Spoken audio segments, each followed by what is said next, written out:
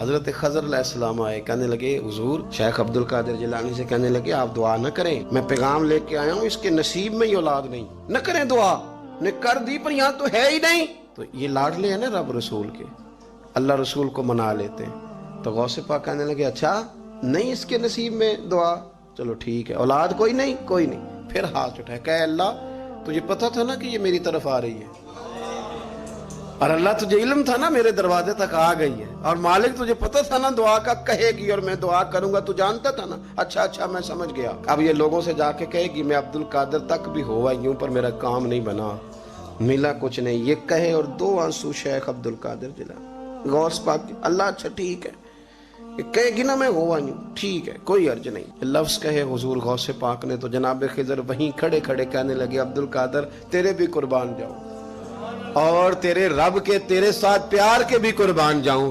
رب فرماتا ہے بولیے کتنے بیٹے چاہیے بی بی کو، آپ کیجئے بات۔ تو غوث پاک فرمانے لگے چونکہ میرے گھر آئی ہے تو رب سے فرمائے 7 بیٹے تو عطا کر دینا۔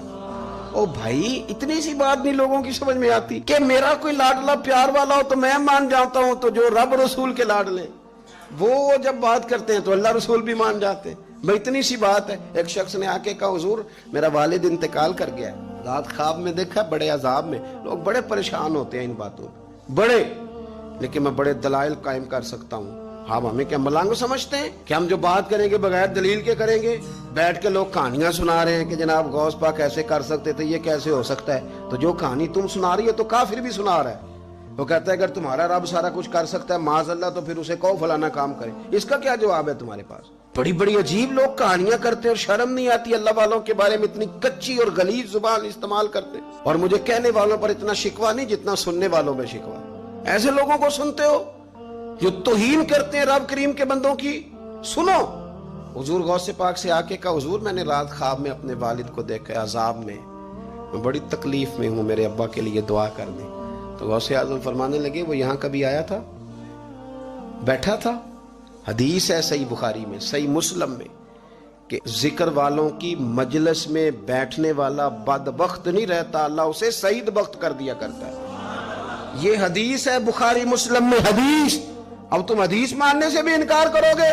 جو اللہ والوں کی محفل میں آئے بدبخت ہو تو رب سعید بخت کر دیتا ہے، بخاری مسلم ہے۔